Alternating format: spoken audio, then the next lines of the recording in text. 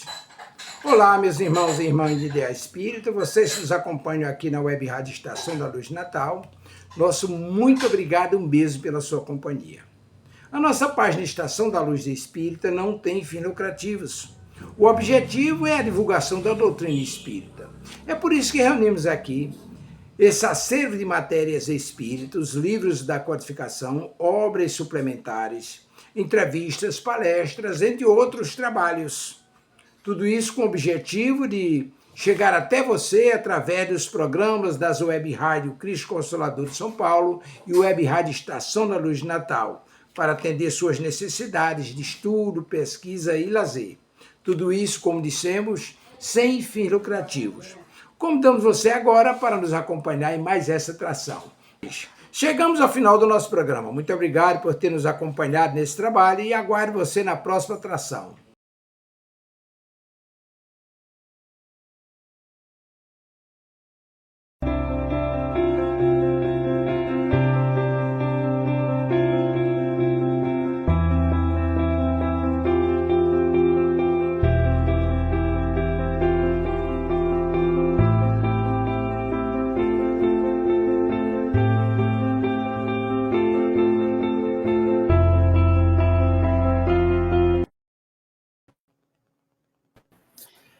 Olá, seja bem-vindo, seja bem-vinda. Iniciamos Espiritismo e Educação, que vai ao ar aqui pela Web Rádio Estação da Luz, toda segunda-feira, às 8h30 da noite. Estamos ao vivo, diretamente da cidade do Rio de Janeiro, e rogando as bênçãos do nosso Mestre Jesus, para que possamos estar envolvidos em vibrações de paz e de amor.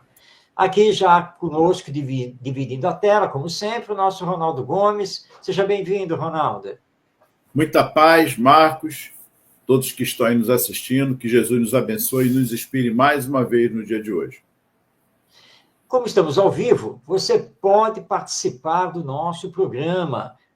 Nós estamos transmitindo através do YouTube, também do Facebook, e você, então, pode usar o chat, os comentários, para enviar uma pergunta, dar o seu alô, enfim, esteja à vontade. Pode também utilizar o WhatsApp, já está aí na tela para você. E você está vendo que está correndo aí no rodapé o letreiro, e você já deve ter reparado que no letreiro está aí o tema: Educação do Adolescente, Limites.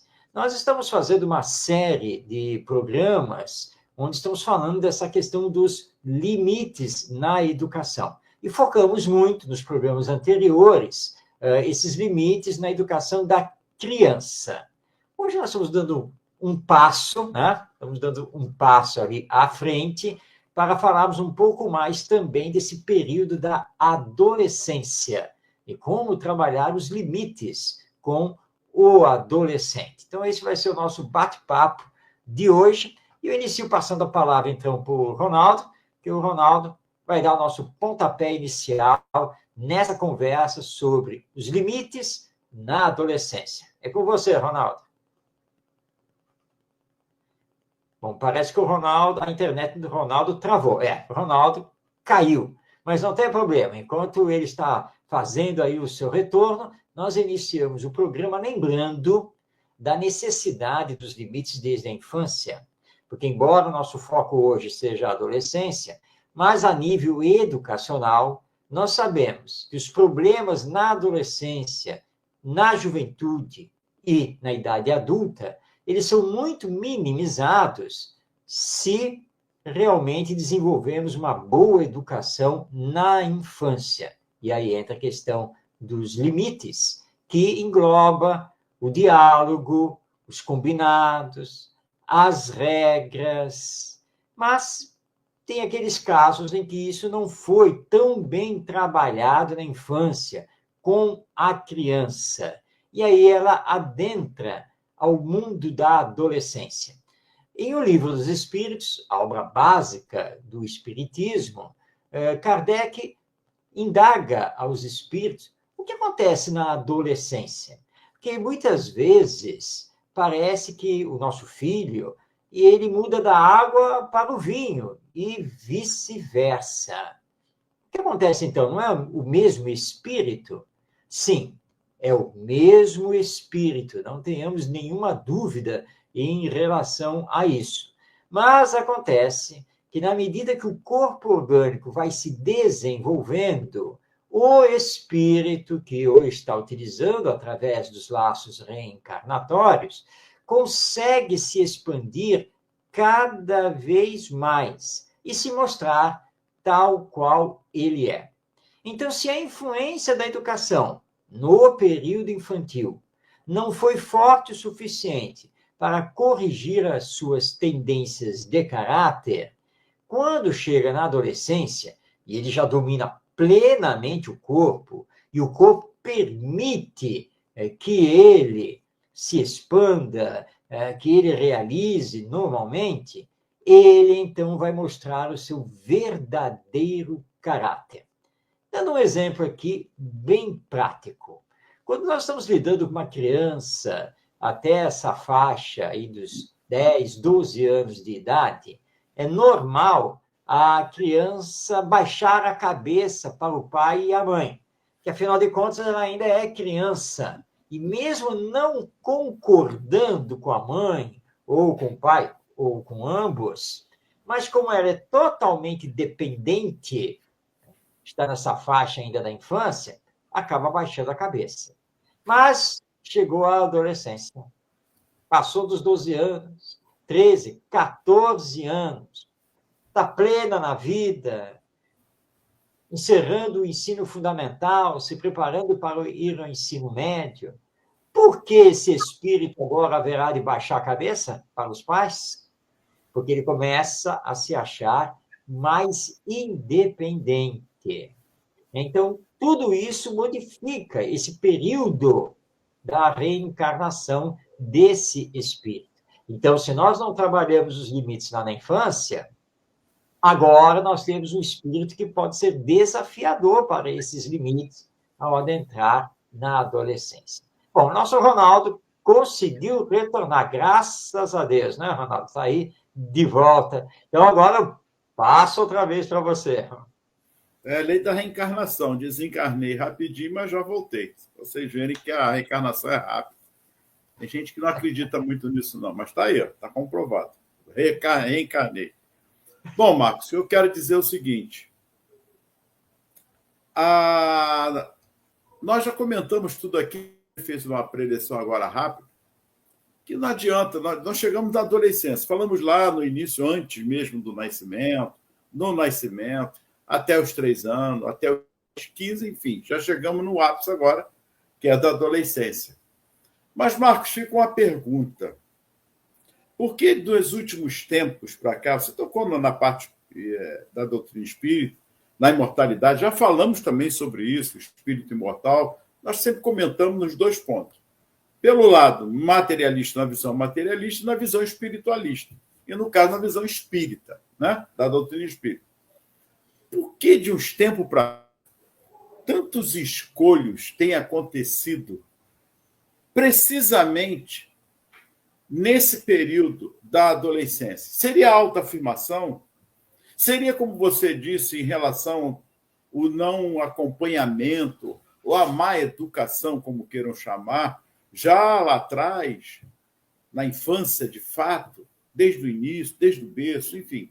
Seria a família perdendo o seu espaço numa sociedade cada vez mais exigente, com tantas outras necessidades, esquecendo da maior necessidade, que é o processo realmente da educação, a educação do caráter, na sua formação, a moral, a ética, e os valores em si humano se perderam, ou é apenas algo passageiro?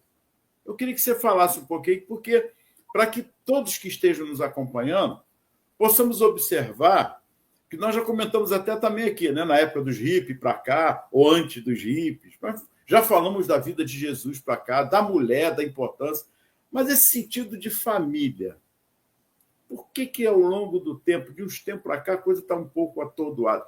Na sua visão, ou dentro da doutrina mesmo, aí não importa, tá? Para que todos possamos observar que existem pontos divergentes. Aliás, Marco, tem especialistas que falam, né, os doutores da lei, você liga a televisão, falam uma porção de coisa, etc. Não, o problema está na política tal, nas ideologias, tá. Mas, de fato, o que é realmente isso? De uns tempos para cá, se perdendo um pouco. Bem, Ronaldo, você mesmo, ao fazer aí a pergunta, você indicou vários fatores, porque realmente são vários fatores. O problema da família, que está meio perdida na educação dos filhos, a autoafirmação do espírito quando adentra a adolescência. Nós temos a questão dos valores de vida, os valores morais, que muitas vezes estão deturpados. Nós temos essa mídia agressiva, que também trabalha por valores econômicos, etc., etc. As influências são muito grandes. Então, não dá para nós dizermos que hoje nós estamos vendo muitos problemas no mundo adolescente somente por causa disso ou daquilo. São vários os fatores, e a doutrina espírita também é clara ao reconhecer isso. Agora, o espiritismo nos mostra que lá na raiz de todos esses fatores está o equívoco do nosso entendimento sobre educação. Esse é o grande problema. Como entendemos a educação? E é fato que, nos últimos tempos, nós viemos nos perdendo. E, hoje em dia, quando você fala com os pais sobre a educação dos filhos, eles imediatamente já entendem que é aquilo que a escola faz, ou seja, ensinar, né, língua portuguesa, matemática, etc., etc., fazer as provas, os testes, os seminários, preparar-se para a vida. Vida aqui, neste caso, é a vida profissional, é ter uma formação, então, conhecer. A educação virou sinônimo de conhecimento, mas a educação não é isso. A educação abrange o desenvolvimento integral do espírito.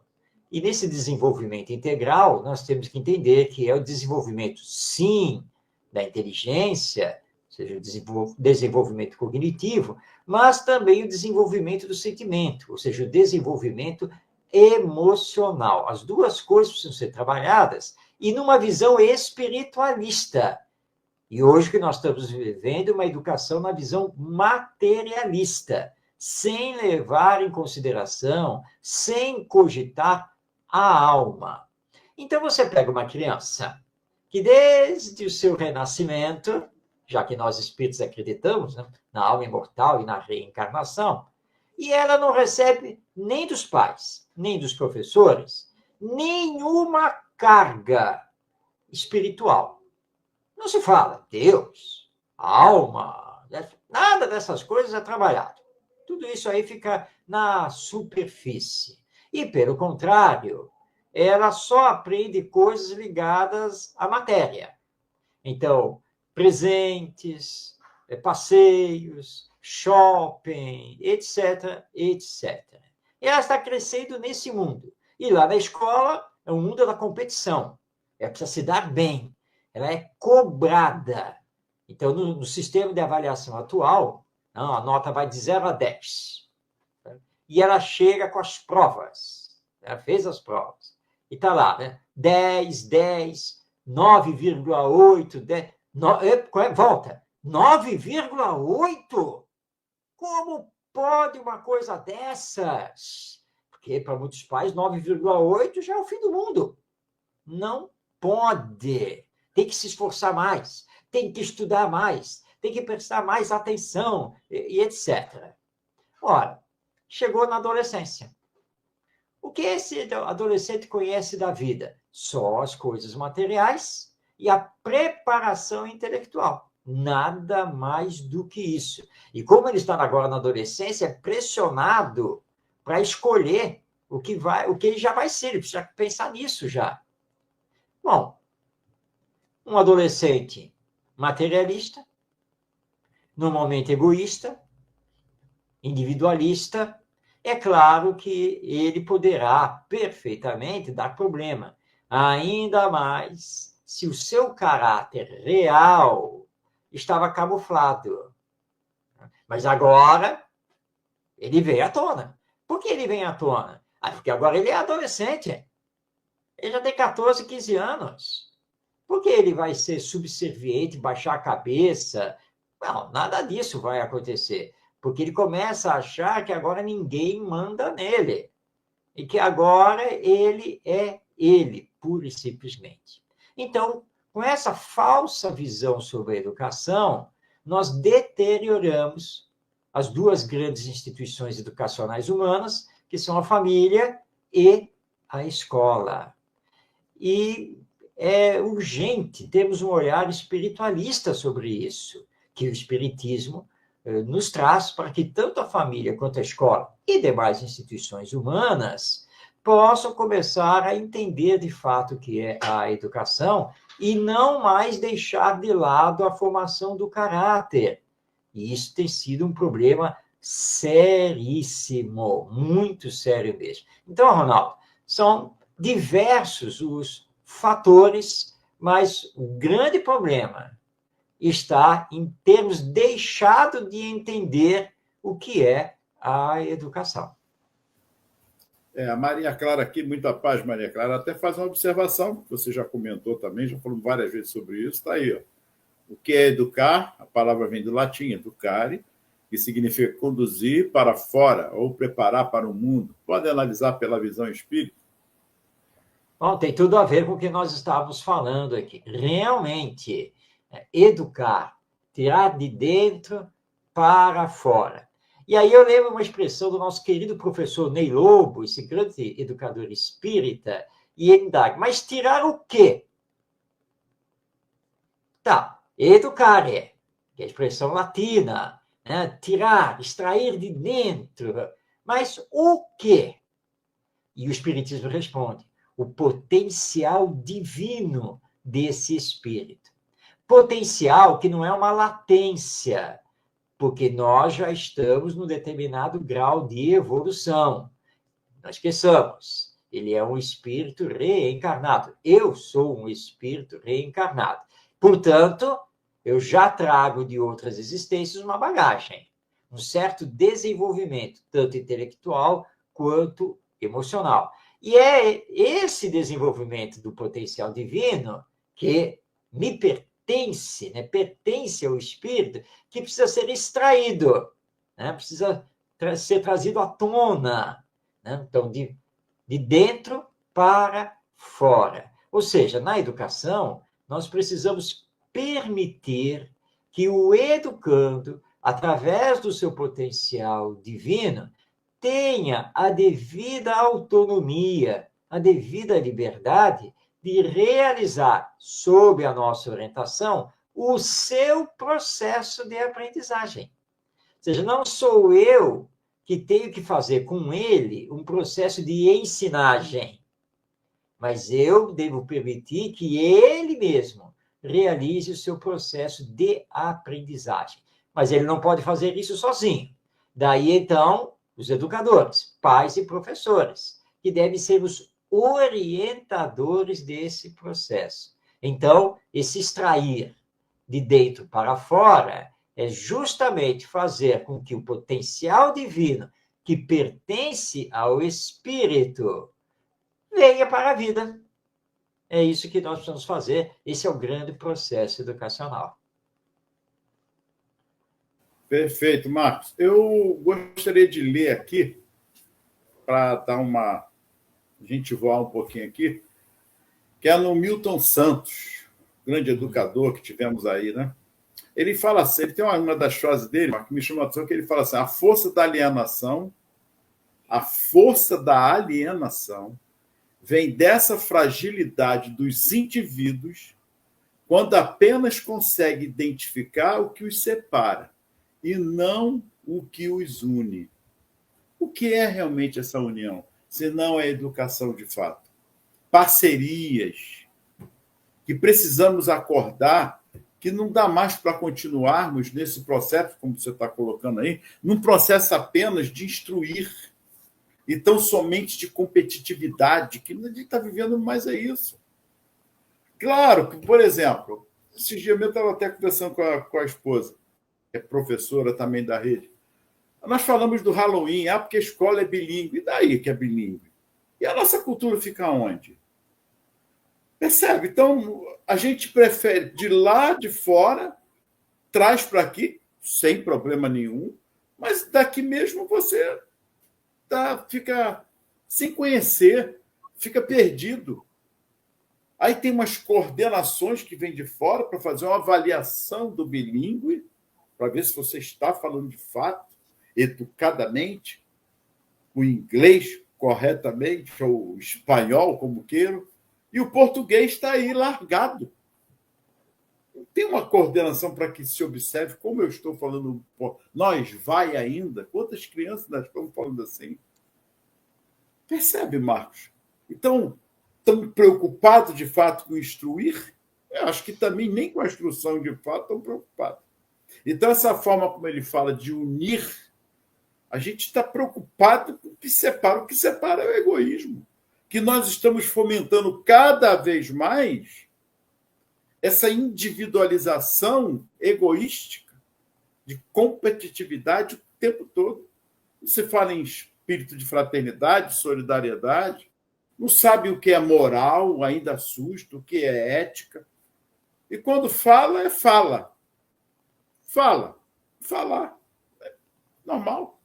Então, fica assim, professores, e aí eu vou me reportar o que o Tavares estava até comentando conosco, as escolas estão sofrendo agora com crianças especiais demais. Mas quem não é especial?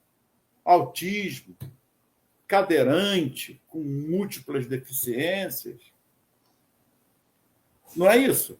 Então, da visão espírita, tudo bem, eu vou deixar contigo. Só vou dar uma palhinha. Na visão espírita, vivemos num mundo de provas e expiações. Então, tudo é possível e vamos deixar rolar, porque daqui para frente nós já estamos na transição e o mundo vai mudar. Então, deixa que o tempo vai fazer a sua parte. Será que é assim, Marcos? Será que é esse o caminho também, na visão espírita? Bem, Ronaldo, se não fizermos nada e entregarmos tudo ao tempo, acho que nós vamos voltar para a barbárie, ao invés de ir para a regeneração. Nós estamos aqui reencarnados para fazer a nossa parte, não é? No mundo. É isso que Deus, nosso Pai, espera de nós. Então, nós não podemos ficar assistindo e entrar com esse discurso. Não, mas Deus está no comando e através, né, da desencarnação, reencarnação, automaticamente vai melhorando e nós vamos indo para o mundo de regeneração e não teremos mais esses quadros aqui. Acontece que somos dotados do livre-arbítrio, né? E precisamos, portanto, usar o livre... E isso, fazer essa escolha é estar usando o livre-arbítrio. Né? Não vou fazer nada, porque esse pessoal vai ter que desencarnar. E depois, pela lei da reencarnação, aí eles não podem mais reencarnar aqui, porque não vão para outros mundos mais compatíveis com eles. E aí só o pessoal melhor que começa a reencarnar. Então vai ser... Ou seja, entendeu? A lei da evolução é automática. Bem, mas se a lei da evolução é automática, por que nós temos que fazer escolhas? Porque temos que trabalhar, aprender, etc, etc. Não é por aí, e nem é isso o que o Espiritismo ensina. Na verdade, a educação, ela se desenvolve na convivência. E é muito importante falarmos sobre isso. Porque nós somos seres relacionais. Ou seja, nós somos seres de relação. Querendo ou não querendo, nós somos interdependentes. Em outras palavras, nós somos dependentes uns dos outros. Nós nos preparamos aqui para fazer o programa. E ele entra no ar às 20h30. Mas na técnica está o Tavares. E é o Tavares que coloca o programa no ar.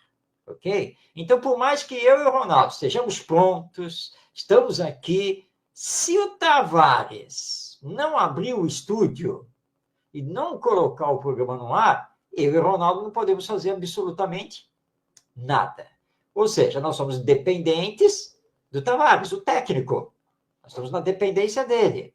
Não temos o que fazer. Nós estamos na dependência, e o Tavares está na dependência da internet.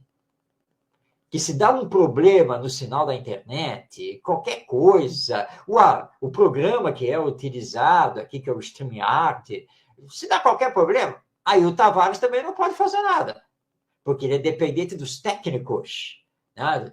Do pessoal da tecnologia da informação. E assim por diante, né? Se nós formos olhar, é um encadeamento, é uma cadeia, é uma teia de relacionamentos, de interdependências. Então, nós temos que conviver. Conviver significa estar com o outro, compartilhar com o outro. Quem é o outro? É meu irmão, é minha irmã. Aí, como disse, respondeu um espírito uma vez na reunião mediúnica, não sou seu irmão coisa nenhuma, nem lhe conheço.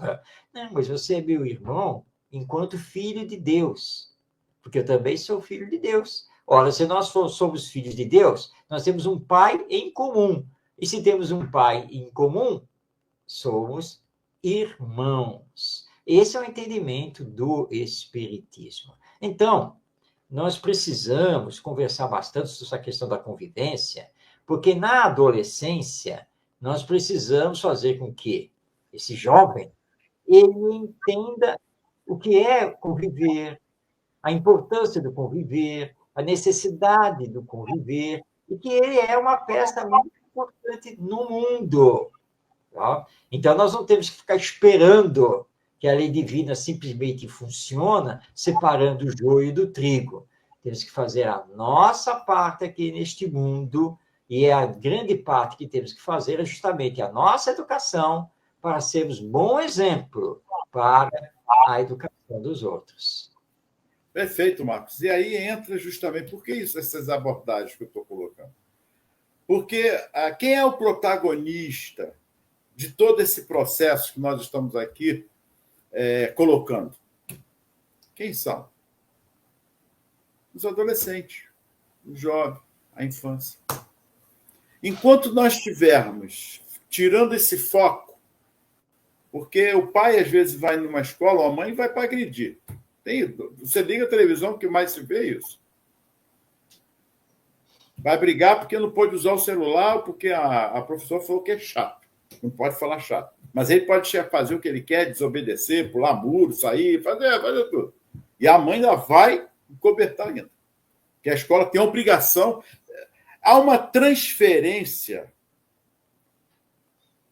de responsabilidades, Marco. Nós já falamos aqui, estamos no mesmo retorno. Onde o adolescente ele acaba se espelhando em alguma coisa. Esse alguma coisa somos nós, os responsáveis, primordialmente os responsáveis. Não quero nem entrar no corpo da escola. Porque quando ele chega na escola, esse adolescente, esse aluno, quando ele começa a fazer alguma coisa, é porque algo em casa ele está repetindo, se é que não faz até pior. Gostaria que você colocasse esse aspecto. Que o protagonista são eles. E outra coisa, outro ponto, Marco, parece que nós nos esquecemos também que nós fomos crianças, fomos adolescentes também, tivemos as nossas intempéries também, vamos colocar, né? Então, como é que fica também essa situação, Marco, diante dessa transferência de responsabilidade, onde os pais se veem perdidos na sua eficiência, porque acaba o adolescente mandando nos pais. Olha, ainda tem isso. Os adolescentes, às vezes, mandam nos pais ainda. É verdade, Ronaldo. Você estava falando, e eu estava aqui me recordando, de que tive a oportunidade de estar na cidade de Londrina, no estado do Paraná, e lá eu atuei durante um dia todo com adolescentes de uma instituição que trabalhava a formação de jovens aprendizes, todos de comunidades periféricas ali da cidade de Londrina, e trabalhar isso no contraturno, tá? Ou seja, no contraturno da escola. Muito bem. E eu fui ali para fazer todo um trabalho com os jovens adolescentes. Tá? Então, a minha primeira providência, quando estive lá com eles, e eram muitos, foi logo me apresentar, fazer uma brincadeira, tá, não sei o quê, e dispô-los ali bem descontraídos. Né? Eles, olha, nós vamos fazer aqui bate-papo, vamos fazer uma coisa bastante interativa, então eu quero que vocês fiquem à vontade, coisa e tal. E aí chegou a hora do intervalo, e no intervalo ia ter um lanche, né? Aí dá aquela coisa, alguns ainda vieram conversar comigo e tal, não sei o quê. E a direção do Instituto havia preparado um lanche para mim, junto com as professoras, né, o pessoal do próprio Instituto, numa sala, né? E os jovens, eu vi que eles começaram a se retirar e eles iam fazer o lanche na quadra, né? Eles tinham uma quadra coberta lá e o lanche ia ser lá. Eram mais ou menos uns 90 jovens, né? Uns 90 adolescentes. E aí eu bati os olhos assim, e peguei e fui atrás deles. Onde é que eles vão? Como é que é? E fui até eles, ali no meio do lanche deles lá, continuando a conversar, coisa toda e tal. E a diretora do instituto foi atrás de mim. Eu disse, professor, vem cá, nós vamos fazer o nosso lanche lá. E aí vem aquela indagação, mas por que nós não podemos fazer o lanche junto deles? Por que tem que separar? Qual o problema disso? Nós devíamos estar todos juntos aqui, né? Direção, professores, técnicos, todo mundo junto. Não tem essa. Não, os adolescentes para lá e nós para cá. Aliás, o lanche tem que ser o mesmo para todo mundo. Tá? E aí, conversando com esses adolescentes, eu observei exatamente o que você colocou, Ronaldo. O comportamento ali é mas não significa que seja o mesmo em casa, nem na rua, nem na escola. Eles tinham um respeito muito grande ao Instituto, que realmente o Instituto era bem organizado e afetivo. Então eles tinham respeito. Mas só pelas histórias que um e outro começou a relatar, e aí já deu para perceber que daquele portão para fora a situação era outra. Bom, e aí vem essa pergunta. Se ele dentro do Instituto, ele tem um bom comportamento, ele está aprendendo a trabalhar em equipe, em grupo, aquela coisa toda, ele respeita. Por que ele não consegue fazer isso do lado de fora? E aí é o que você colocou. Bom, o grande problema está na família. Porque muitos pais realmente não sabem educar. Muitos pais não sabem dar bons exemplos. E aí, então, quando ele entra na adolescência, ele se torna o famoso filho rebelde. E, como você colocou, começa até a mandar na família, nos pais. Por que essa rebeldia? É porque provavelmente ele foi reprimido. Há um filme muito importante que precisa ser assistido. Hoje ele está disponível na Netflix, tá? Com o saudoso ator Robin Williams, o Matt Damon, atores muito bons, que é o Gênio Indomável. E esse filme retrata os dois, o rapaz e o professor e psicólogo. Os dois têm uma coisa em comum: sofreram quando foram crianças com pai alcoólatra, mãe ausente. Os dois tinham o mesmo problema e por isso que eles acabam se identificando. Mas calma, gente, eu não vou contar o filme, não. Vocês vão depois aí assistir. Então, você olha a causa, está lá na família. Olha o problema. E aí, é claro, vem a rebeldia, o inconformismo, o querer mudar tudo, a revolta ou a apatia. Não, eu ficar subserviente, né, e não ligar para nada. Então, nós temos que ter um olhar, esse olhar mais afetivo, mais amoroso, mais espiritualista sobre a educação, para que possamos, na infância, saber observar esse espírito, as suas tendências e o que precisa ser trabalhado com ele, para reforçarmos as boas tendências de caráter, para desenvolvermos as virtudes que ele já está trazendo consigo, mas ele precisa do verdadeiro estímulo para isso. E aí, quando ele entrar na adolescência, ele não vai ser o aborrecente rebelde, como muitos pais classificam os seus filhos nessa fase da vida. Não, porque ele vai saber colaborar, cooperar, né? Ele vai saber respeitar, porque ele aprendeu isso lá na infância. Mas se não aprendeu, sempre é tempo de aprender. Ou será, e agora eu vou deixar uma pergunta aqui no ar, ou será que já a partir da adolescência não tem mais jeito? Não aprendeu antes, agora já era. Será? Mas vamos continuar, né, Ronaldo? Vamos lá? Perfeito, Marcos. E nós sabemos que a educação, e como disse, colocou aqui a Maria Clara muito bem também na pergunta, que você também já abordou, um dos problemas é a falta do diálogo, o diálogo aberto, franco, os temas propícios também para esses alunos, porque geralmente não há uma abertura para isso, principalmente na família. Às vezes ele vai se abrir muito com o professor mesmo, com um coleguinha na sala de aula, sobre todos os problemas, até da sexualidade mesmo, é o que mais está em voga até agora, das drogas e etc. E a família, às vezes, não está percebendo que está perdendo esse jovem, esse adolescente, essa criança, para uma vida dura e árdua, que a realidade é árdua. E, Marcos, a escola é muito cobrada. Eu até fico um pouco chateado com isso. Só sabem cobrar muito da escola, dos profissionais que estão ali, como nós já falamos, principalmente professores, e também da saúde também, que trabalham perto nem só perto, ou próximo, a comunidades que estão sofrendo também com essa situação toda, principalmente aqui no nosso estado, Rio de Janeiro, mas eu creio que no Brasil todo, no mundo todo, tem as suas especificidades também, das suas dificuldades. Eu não tenho nem medo de falar. É a humanidade sofrendo por conta de um egoísmo desenfreado. Mas onde nós queremos chegar? Eu acho que, os pormenores, essa falta do diálogo aberto. Ainda vemos uma educação imposta, principalmente na família, ou, quando não, do descaso ou da vontade. O limite que não é dado. Hoje, com o advento da tecnologia, se perdeu muito, vem se perdendo, porque se solta. Lembra, Marcos?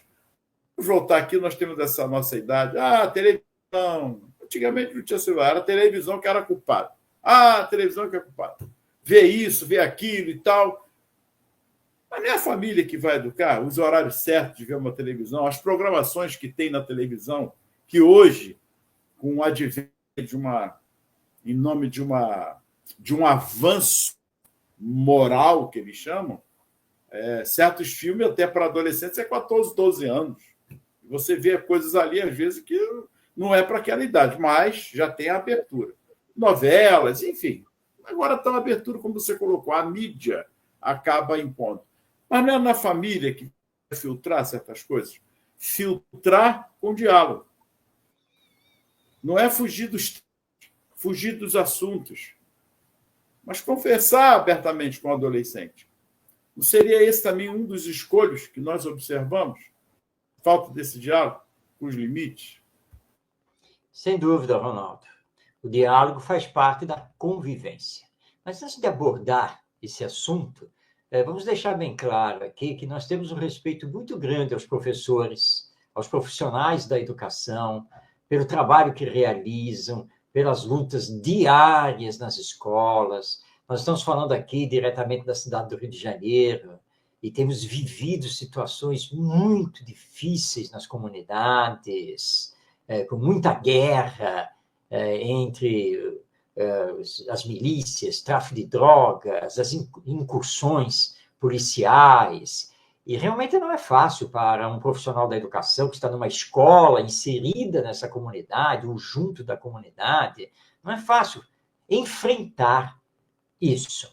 Então, quando nós tecemos algumas críticas, ou começamos a mostrar que o professor deveria trabalhar diferente, que a educação deveria ser feita diferente, nós não estamos aqui faltando com respeito a esses profissionais, muito pelo contrário. Apenas entendemos que, sim, o sistema educacional poderia ser diferente, os valores que estão sendo trabalhados poderiam ser diferentes. Mas, realmente, nós temos que aplaudir os professores e respeitá-los, porque falar sobre educação, descartando o professorado, não tem como.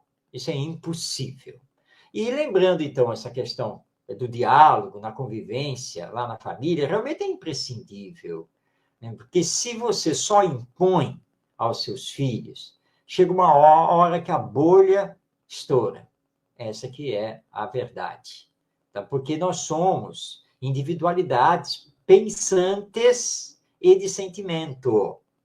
Então, a partir da adolescência, o espírito se mostra tal qual ele é. Então, ele joga para fora realmente todo o seu caráter. E é justamente nisso que os pais não têm prestado atenção. Então, tem que ter diálogo. Porque essa é a verdadeira convivência. O lar é a primeira escola. Os espíritos vivem afirmando isso. Ora, mas uma escola onde você só pode baixar a cabeça? Uma escola onde você não tem voz? Uma escola onde você tem que obedecer, pronto e acabou? Não é uma verdadeira escola, porque está muito longe do que seja a educação.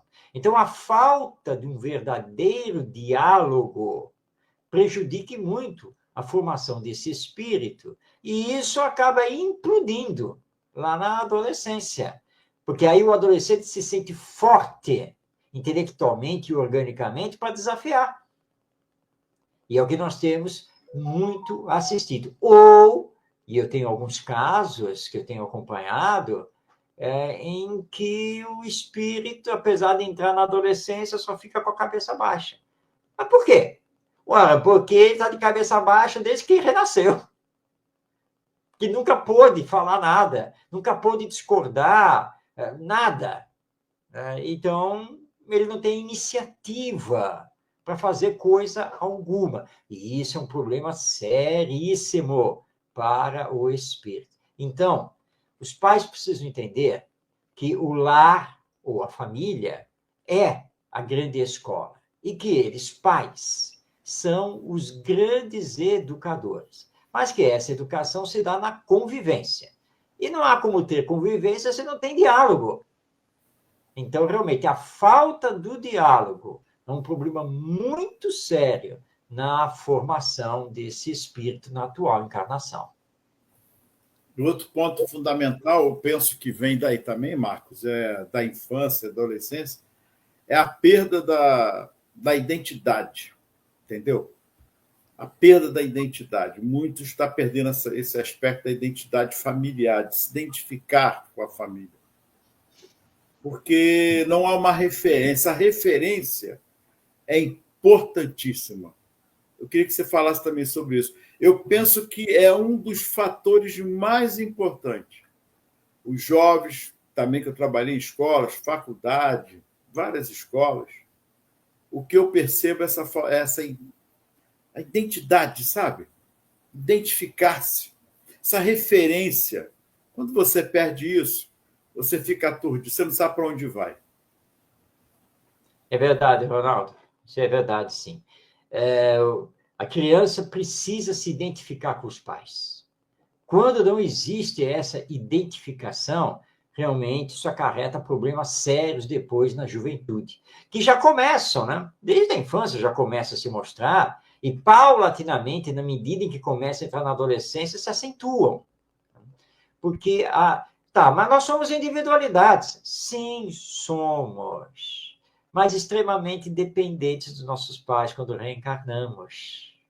E é por isso que a presença dos pais, a ação dos pais, o diálogo dos pais, os exemplos dos pais são importantíssimos, são marcantes. Quantos depoimentos todos nós já não ouvimos aí, né, de adultos que dizem que nunca tiveram referência nos pais. E às vezes nem nos avós. Isso é terrível para a formação identitária dessa pessoa. Porque aí não tem uma referência. Então ela vai procurar referência onde? No mundo? Sim, no mundo, é claro. Em amigos, enfim, em ídolos externos. Só que nem sempre são bons ídolos. O nosso maior ídolo deveria ser Jesus. Não este ou aquele artista, este ou aquela influencer, digital. Não, porque nós precisamos de bons influenciadores morais. Agora, quem melhor para ser influenciador moral do que o pai, a mãe, o avô, a avó? Mas, para isso, precisa ter essa convivência amorosa, fraterna, com diálogo, para permitir, então, que esse ser que está em desenvolvimento, aqui ainda na Terra, ele possa realmente ter uma boa base de identificação consigo, com o outro e com Deus. Então, realmente, essa falta de apoio, né? Essa perda de identidade é um problema muito sério, ainda mais quando isso já atinge a adolescência e a juventude.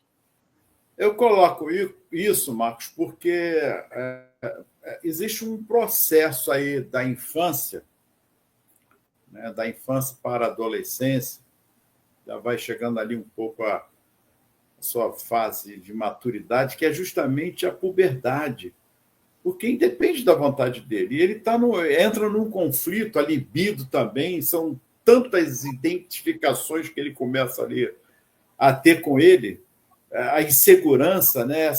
De entender o que está... Principalmente a menina também, né? Que tem meninas que tem um processo da menstruação, sangra, ela se assusta, o que está vendo comigo? Porque não houve lá atrás um diálogo com a menina, de falar, olha, vai chegar isso com 10, 11 anos, já estão se tornando moças. Enfim, esse é outro processo também, dessa falta do diálogo, dessa empatia familiar no espaço de convivência, porque esse adolescente chegando ele começa a perder-se nesse contexto. Por quê? Se perder nesse contexto? Porque ele está saindo da infância para esse momento, se torna um estranhamento e um desconforto, porque é a maturidade chegando aí. E como é que eu tenho que sair dessa... Como é que fica a minha cabeça? Se o apoio essencial que está na família, Marcos, ele não tem. É verdade, Ronaldo, é verdade. Por isso, precisa ter esse apoio, precisa ter a orientação moral. A transformação orgânica do corpo é um processo natural. Não tem como parar isso. Não, vamos parar ou pular a puberdade. Não tem como. É um processo natural do organismo físico. Mas nós esquecemos de preparar os nossos filhos para esse processo, que é natural. Por isso que, muitas vezes, o adolescente se perde.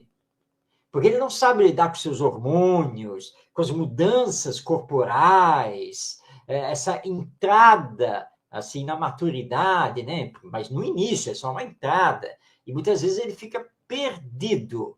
E como ele fica perdido e não tem o diálogo aberto com os pais, mas ele precisa encontrar respostas, precisa encontrar caminhos, ele vai procurar essas respostas e caminhos em outros lugares, fora do lar.